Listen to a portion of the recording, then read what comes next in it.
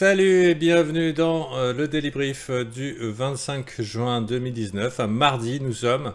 Et ça commence tout de suite avec la première moitié, la météo du Bitcoin. Donc analyse technique sur le Bitcoin et on va regarder un petit peu comment ça se passe. Comme à l'accoutumée, on regarde toujours en weekly, avoir le gros de l'information, quelle est la tendance, ça monte. Par contre, regardez un petit peu à gauche, puisque c'est toujours à peu près là qu'on se situe. Le gros défi pour ce marché, alors on va enlever aussi ce scénario potentiel weekly que j'avais mis la semaine dernière, qui était envisageable. On va virer ça aussi.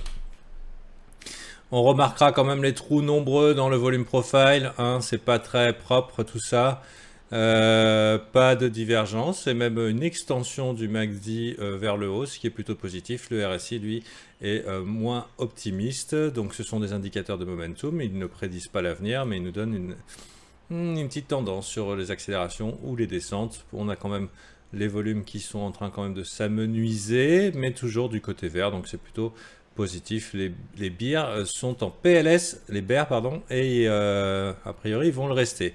Le prochain pop à envisager, donc d'un point de vue weekly, ça va être ici, puisque la plupart des professionnels essayent de se mettre en position où leurs idées de trade leur rapportent plus quand ils gagnent que quand ils perdent. Donc la position de sécurité classique et envisagé pour des gens un petit peu safe en mode swing trading, ça va être de se cacher là derrière en se disant moi je veux sortir ce marché, on arrive sur une résistance, une résistance et moi je vois que j'ai des possibilités si le prix revient dans cette zone là de gagner 40 fois ma mise, voilà, enfin 40 fois à peu près, ce qui fait que personne qui fait ce genre de trade tout simplement va se donner la possibilité d'avoir tort presque 30 fois sur 31, même largement 39 fois sur 40, s'il a raison, il s'en met plein les fouilles. Donc c'est normal que dans cette zone, on commence à trouver des résistances, puisque dans une mentalité de trader qui ne prévoit pas l'avenir, mais qui se met en situation de gagner plus que ce qu'il perd, s'il vient à gagner, c'est normal qu'actuellement on trouve un petit peu vendeur dans la zone, et on a quand même l'impression que le mouvement s'essouffle pour le moment. Est-ce que ça veut dire que ça va drop? Non, pas du tout. J'explique juste une situation, la tendance est haussière et je déconseille fortement n'importe qui de short ce marché. Laissons les millionnaires, les multimilliardaires nous poser un magnifique top et nous on ira avec tout opportunisme vendre les rebonds si la tendance venait à s'inverser, ce qui n'est pas le cas aujourd'hui. Trend is your friend.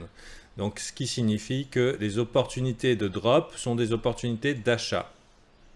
J'ai mis beaucoup d'alertes ici dans cette zone, donc on va passer sur Coinbase. Donc pareil, bon, ça continue à monter. Est-ce que c'est en train de faiblir? Non, pas du tout. J'ai entendu que BFM TV avait sorti une vidéo sur Bitcoin hier, et je doute que l'information n'ait pas été relayée dans l'ensemble des médias internationaux. Donc on arrive probablement à ce moment d'un pseudo crypto rush.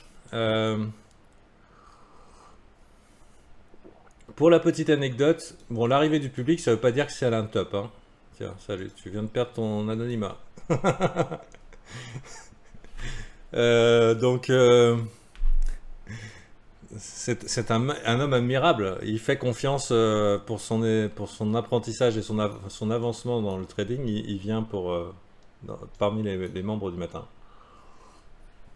Donc les opportunités de drop sont des opportunités d'achat. Ce truc-là peut-il pousser un petit peu plus? Oui, mais la plupart des professionnels attendent bien sagement au moins un retracement à 0,382.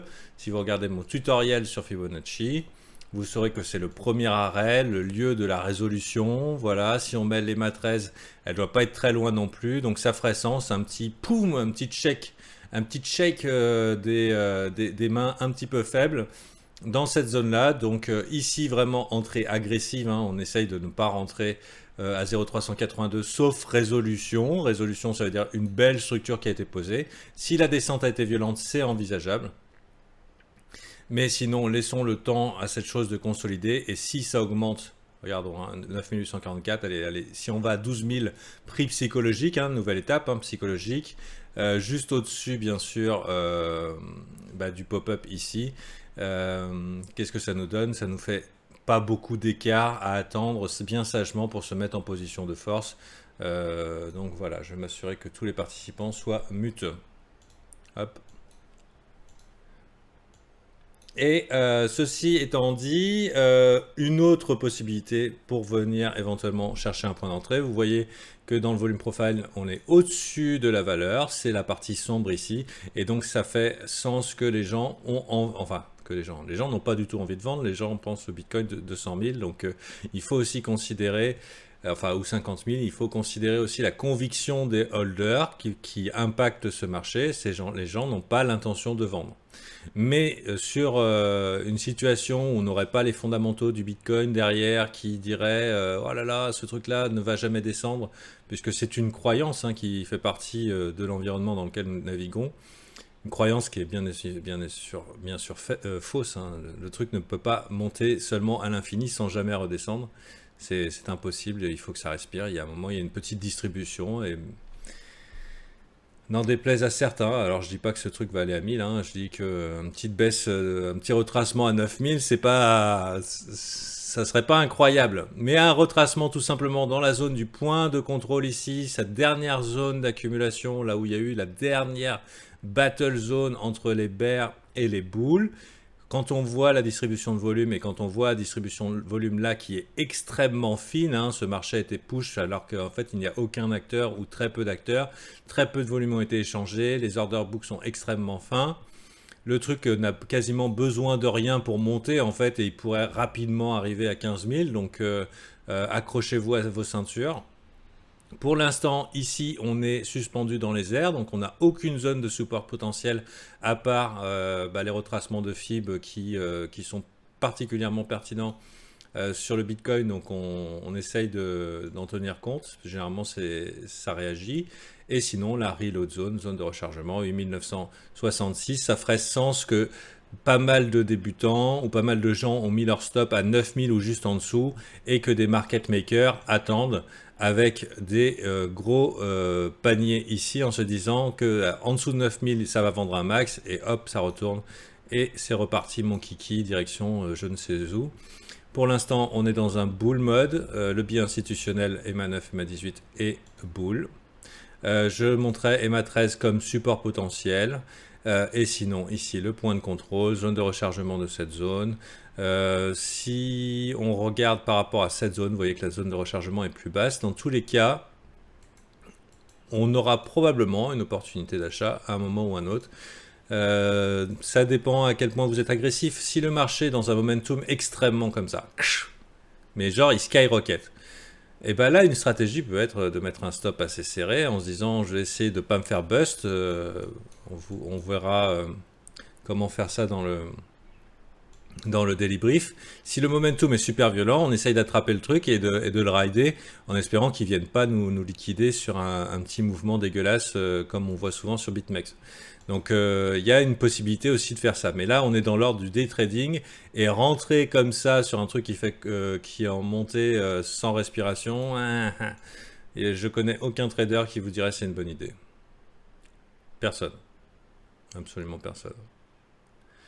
Le RSI overbought, on s'en fout, mais alors carrément royalement. Par contre, on voit quand même des signes de divergence ici potentiels, des signes de divergence MACD, mais pour l'instant, rien de confirmé, donc on ne panique pas. Ici, bon, bah, ça paraît boule hein, quand même, faut pas déconner. On est en train de faire un triangle ascendant qui est en train de se résoudre vers le haut. Seul problème que j'ai avec ça, c'est que ça ressemblait quand même à un biseau ascendant. Et les biseaux ascendants, ça peut... Bon, il est peut-être mal un peu placé. Ouais, enfin, il fallait avoir envie de le voir. Hein. Mais je sais pas, j'étais pas à l'aise avec ce truc-là. Je suis vraiment pas à l'aise avec cette figure. Donc, comment je deal avec ce genre de... Quand je vois un setup et qui me plaît pas, par exemple, bah, il y a plusieurs choses. Soit vous êtes dans votre plan, vous dites, dès que je vois mon setup, je le prends, quoi qu'il arrive, je le prends. C'est possible. Et vivez avec le résultat, c'est votre plan. Si vous faites une partie un petit peu subjective dans votre trading et donc le setup, ouais mais je le sens pas et je sens que je vais faire des conneries si je vais risquer mon argent, là-dessus, et ben vous le prenez pas. Mais ça fait partie de votre plan, vous l'avez décidé d'avance, mais vous ne prenez pas d'une réaction émotionnelle. Et pour pouvoir savoir si vos sentiments, vos impressions et votre feeling est positif, et ben en fait tout simplement il faudrait archiver dans les trades dans le journal de trading, ce que vous avez raté, vous mettez trade pas pris ou ouais, trade raté, c'est-à-dire que tu l'as vu, tu l'as raté et tu notes combien tu aurais perdu, tu aurais gagné. Si tous tes trades ratés c'est des trades gagnants, bah, peut-être que la prochaine fois ça t'encouragera à les prendre. Voilà, petite astuce au niveau de l'exécution. J'espère que les membres du brief vous avez pris les notes. Parce que hier on l'a vu ce setup, il était plutôt clair par ici et j'ai fait mais. Alors déjà moi j'ai fait mais parce que j'avais dormi 4 heures la nuit dernière. Donc je prends pas de trade si j'ai pas dormi au moins 7 heures. Pour être au top de ma forme et de mon analyse. Et en plus de ça, mais bon, ce truc peut push, on va voir un petit peu maintenant dans TensorChart comment ça se passe.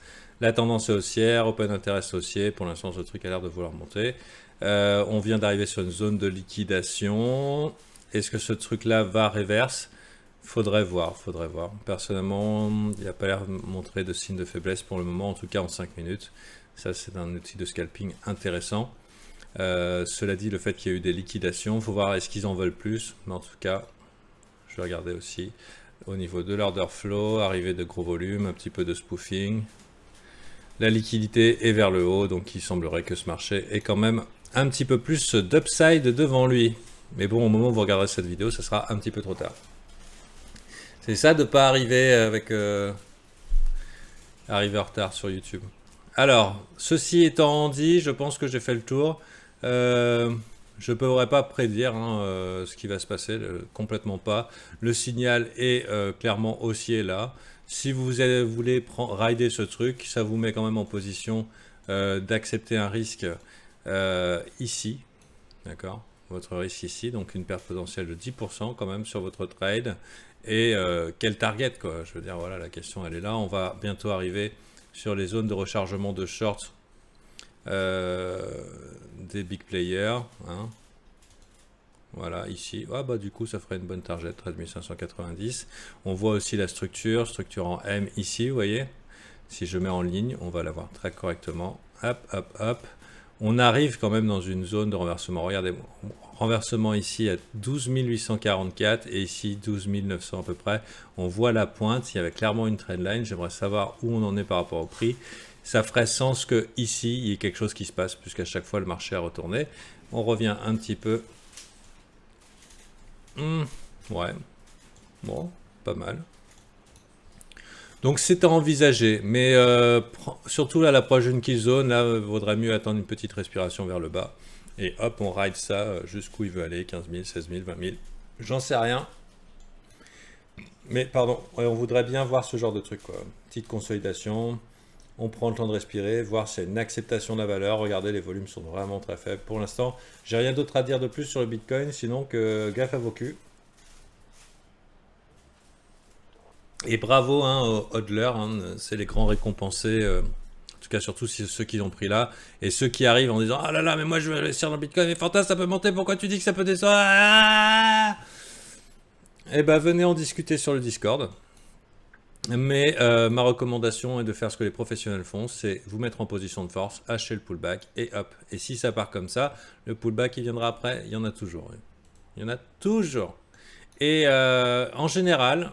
Petite astuce aussi, vous pouvez mettre dans votre journal, quand vous commencez à voir les gens dire cette fois-ci c'est différent, vous pouvez être sûr et mettre votre main à être coupée, c'est que ça ne le sera pas, ça n'est jamais différent. Cette fois-ci c'est différent, sérieusement c'est un signal chez nous, chez TRI, Rational Investor. Cette fois-ci c'est différent, c'est que ça ne l'est pas. Donc un grand classique. Et justement en parlant de différence, je ne sais pas si vous avez vu cette vidéo qui est sortie sur YouTube, Pokémon. Alors là, si je fais, si ce call là, il est alors Bitcoin millionnaire, vous voyez. Mais c'est pas celle-là que je parle. Je voulais parler de Bitcoin Pokémon. Elle est sortie. Song. Voilà, sorti il y a 3 jours.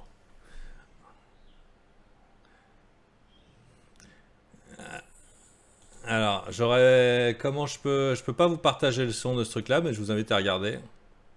Une chanson métal.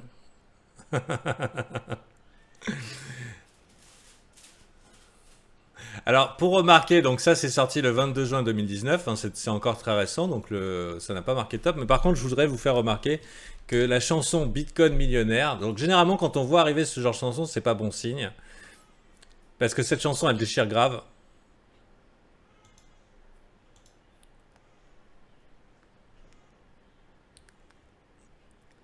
Alors, là, vous n'avez pas le son, hein. Mais Bitcoin billionnaire, et en fait, c'est sorti le 21 décembre 2017. Alors, regardons un petit peu. Le mec, il fait des calls par rapport aux vidéos YouTube. Hop, daily. Clac, clac, clac.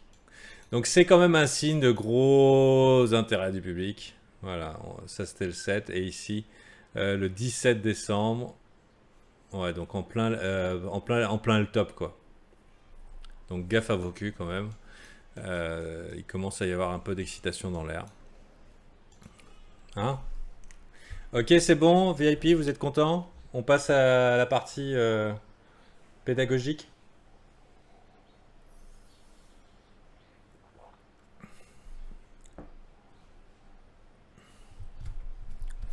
Donc on va passer à la partie pédagogique. Il faut savoir que la méthode du Bitcoin n'a que pour but de montrer un petit peu les outils que j'utilise et de montrer la tendance du jour, en tout cas d'essayer de la prévoir ou de l'anticiper. Pour la suite, on va partir apprentissage. Voilà. Et comment faire pareil. Voilà. Merci et à demain.